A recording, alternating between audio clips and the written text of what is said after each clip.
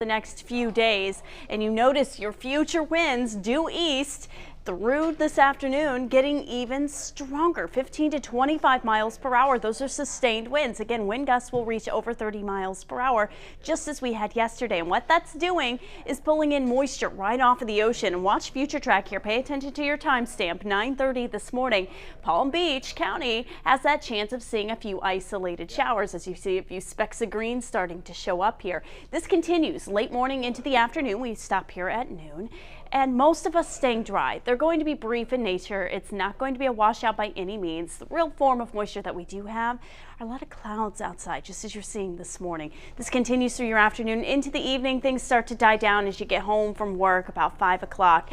We do still have that chance of an isolated shower, but again, I think a lot of us staying dry. As for rain chances over the next 4 days, they go up a bit. Saturday, Sunday, and Monday, about a 30% spread for all of us on the Treasure Coast and the Palm Beaches.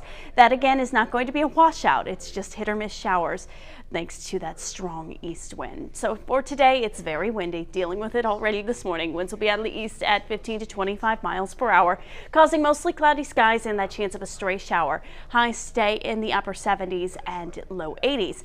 As for the weekend, winds start to shift more out of the southeast, and that pulls in more heat. And here you have it at 83 on Saturday, 84 on Sunday, as well as Monday. And again, rain chances are up a bit. It's not a washout again. It's just brief showers thanks to that east wind. Things start to die back down mid to late next week, but temperatures stay in the mid 80s. Brittany, thank you. Not a bad